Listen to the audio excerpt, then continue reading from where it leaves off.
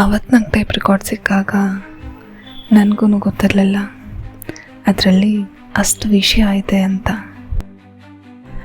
ಒಂದು ಕಡೆ ಡಿಫ್ರೆಂಟ್ ಎಕ್ಸ್ಪೀರಿಯನ್ಸಿಂದ ಸ್ವಲ್ಪ ಭಯ ಆಗ್ತಾಯಿತ್ತು, ಇನ್ನೊಂದು ಕಡೆ ಆ ವಾಯ್ಸ್ ಎಲ್ಲಿಂದ ಬಂತು ಅನ್ನೋ ಕ್ವೆಶನ್ ಮಾರ್ಕ್, ಮತ್ತೊಂದು ಕಡೆ ಈ ಚಾನ್ಸ್ ನನಗೆ ಅಗೇನ್ ಸಿಗಲ್ಲ, ಏನೇ ಎಕ್ಸ್ಪ್ಲೋರೇಷನ್ ಇದ್ದರೂ ಇವತ್ತೇ ಮುಗಿಸ್ಕೋಬೇಕು ಅನ್ನೋ ಟೆನ್ಷನ್. ಒಂಥರ ಫುಲ್ ಆಫ್ ಮಿಕ್ಸ್ಡ್ ಫೀಲಿಂಗ್ಸ್. ಆ ಟೇಪ್ ರೆಕಾರ್ಡ್ನ ನೋಡಿ ನನಗೆ ಕ್ಯೂರಿಯಾಸಿಟಿನೇ ತಡೆಯೋಕ್ಕಾಗಲಿಲ್ಲ. ಸೊ ಒಂದೊಂದೇ ಬಟನ್ನ ಪ್ರೆಸ್ ಮಾಡ್ತಾ ಹೋದೆ. ಒಂದು ಸತಿ ನನಗೆ ಒಂದು ಬ್ಯೂಟಿಫುಲ್ ಸಾಂಗ್ ಕೇಳಿಸ್ತು. ಈ ಸಾಂಗ್ ಯಾಕೋ ಆಫ್ ಆಯ್ತಲ್ಲ ಅಂತ ಆಗೇನು ಆ ಸಾಂಗ್ ಕೇಳೋಕ್ಕೆ ಬಟನ್ಸ್ ಪ್ರೆಸ್ ಮಾಡ್ತಾ ಟ್ರೈ ಮಾಡಿದೆ. ಆದರೆ ಎಷ್ಟು ಒಳ್ಳೆ ಟೇಪ್ ರೆಕಾರ್ಡ್. ನನಗೆ ಸಾಂಗ್ನ ಬದಲಾಗಿ ಒಂದು ಬ್ಯೂಟಿಫುಲ್ ವಾಯ್ಸ್ ಕೇಳಿಸ್ತು. ಆ ವಾಯ್ಸ್ ತುಂಬ ಡೀಸೆಂಟ್ ಆಗಿತ್ತು ಆ್ಯಂಡ್ ಅದು ಯಾಕೋ ಗೊತ್ತಿಲ್ಲ, ಆ ವಾಯ್ಸ್ ನಂಗೆ ತುಂಬಾ ಕನೆಕ್ಟ್ ಆಗ್ತಾ ಇತ್ತು. ಆದರೆ ಆ ಪರ್ಸನ್ ಯಾರು ಅನ್ನೋ ಒಂದು ಸಿಂಪಲ್ ಕ್ಲೂನು ನನಗೆ ಗೊತ್ತಿಲ್ಲ.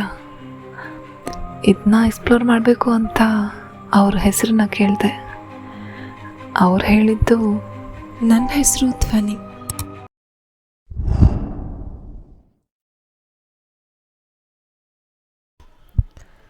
ನನ್ನ ಹೆಸರು ಧ್ವನಿ.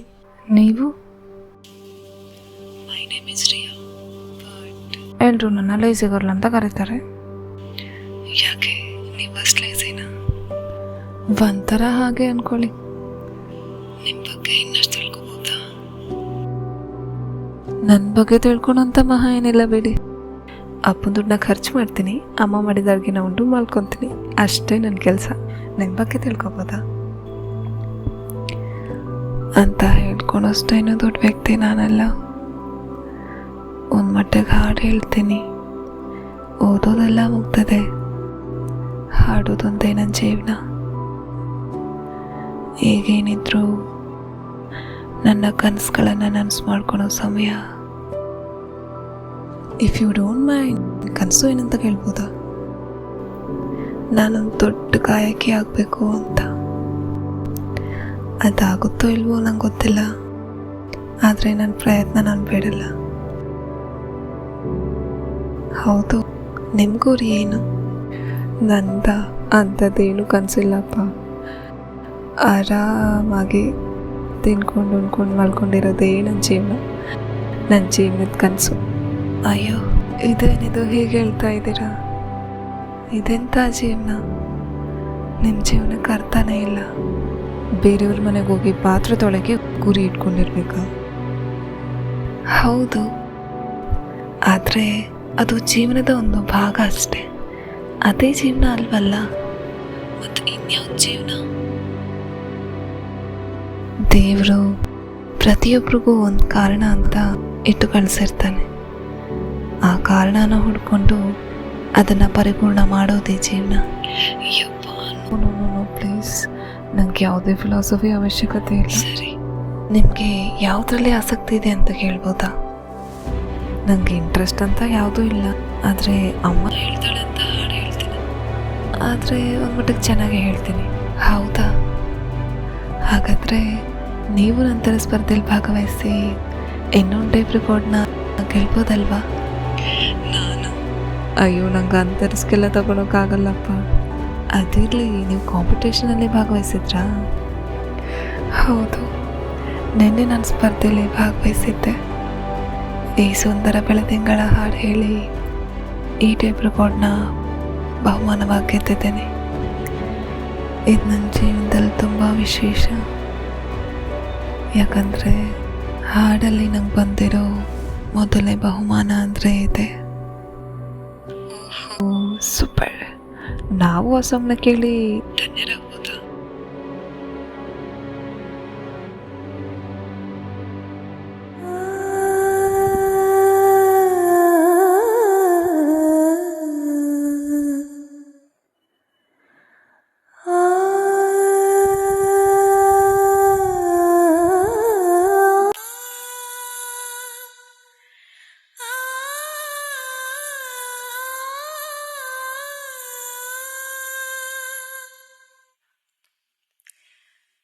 ಸುಂದರ ಬೆಳದಿಂಗಳು ಈ ತಂಪಿನ ಅಂಗಳದಲ್ಲಿ ನನ್ನ ನಿನ್ನ ನಡುವೈನಲಿ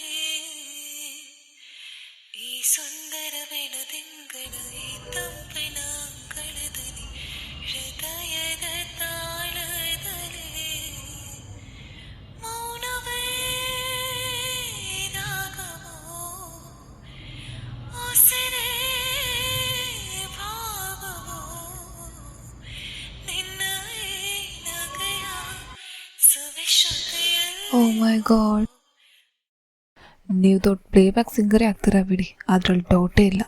ಆಮೇಲೆ ನಮ್ಮನ್ನ ಮರಿಬೇಡಿ ಆಯ್ತಾ? ಧನ್ಯವಾದ.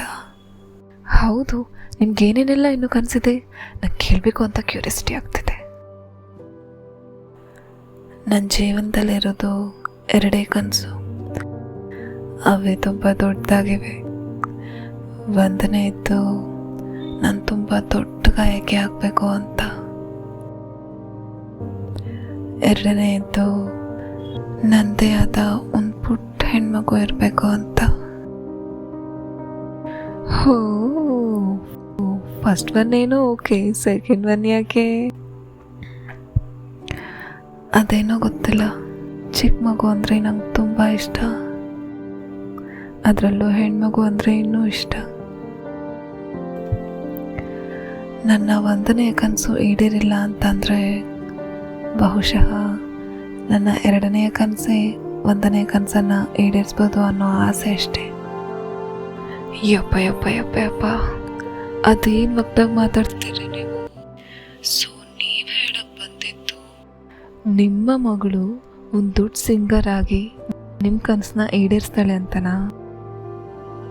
ಹೌದು, ಇವಾಗಿನ ಕಾಲದಲ್ಲಿ ನಮ್ಮ ಮೇಲೇ ನಂಬಿಕೆ ಇರೋದು ಕಡಿಮೆ, ಇನ್ನು ಮುಂದೆ ಬರೋ ಮಗಳ ಮೇಲೆ ಎಷ್ಟೊಂದು ನಂಬಿಕೆನಾ? ಗ್ರೇಟ್. ಅದೇನೋ ಗೊತ್ತಿಲ್ಲ, ನನ್ನ ಒಂದನೇ ಕನಸು ಬಗ್ಗೆ ನನಗೆ ಅಷ್ಟಾಗಿ ನಂಬಿಕೆ ಇಲ್ಲ. ಆದರೆ ನನ್ನ ಎರಡನೆಯ ಕನಸೇ ಒಂದನೆಯ ಕನಸನ್ನು ಈಡೇರಿಸ್ತಾಳೆ ಅನ್ನೋ ನಂಬಿಕೆ ಇದೆ. ಸರಿನಮ್ಮ, ಆಯಿತು, ನಿನ್ನ ಹುಚ್ಚು ಆಸೆಗಳೆಲ್ಲ ಈಡೇರಲಿ ಆಯಿತಾ? ಧನ್ಯವಾದ. ಬೈ ದ ವೇ, ನೀವು ನೋಡೋಕೆ ಹೇಗಿದ್ದೀರಾ ಅಂತ ನೋಡ್ಬೇಕನ್ನಿಸ್ತಾ ಇದೆ. ನಿಮ್ಮ ಇನ್ಸ್ಟಾ ಐ ಡಿ ಶೇರ್ ಮಾಡ್ತೀರಾ? ನಿಮ್ಮ ಫೋಟೋ ನೋಡ್ತೀನಿ. ಸರಿ, ನಿಮ್ಮ ವಿಳಾಸ ತಿಳಿಸಿ, ಅದಕ್ಕೆ ನನ್ನ ಫೋಟೋನ ಪೋಸ್ಟ್ ಮಾಡ್ತೀನಿ. ಏನು ಮಾತಾಡ್ತಿದ್ದೀರಾ? ನಾನು ಇನ್ಸ್ಟಾ ಪೋಸ್ಟ್ ಬಗ್ಗೆ ಮಾತಾಡಿದ್ರೆ ನೀವೆಂತ ಪೋಸ್ಟ್ ಬಗ್ಗೆ ಮಾತಾಡ್ತಿದ್ದೀರಾ? ಅಯ್ಯೋ, ಇನ್ಸ್ಟಾಗ್ರಾಮ್ ಅಂದರೆ ಏನು? ಏನು ಧ್ವನಿ, ನೀನು 90s ಆಂಟಿ ಥರ ಮಾತಾಡ್ತಾ ಇದೀಯಾ? ಈ 2025 ಇನ್ಸ್ಟಾಗ್ರಾಮ್ ಗೊತ್ತಿಲ್ಲರೋ ಹುಡುಗಿರೇ ಯಾರಿದ್ದಾರೆ ಇವಾಗ?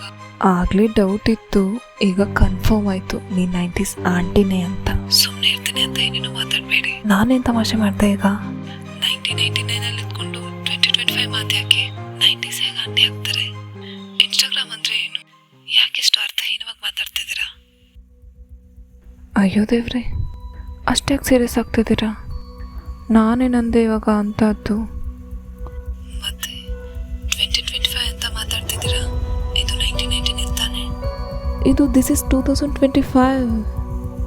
ಏನು?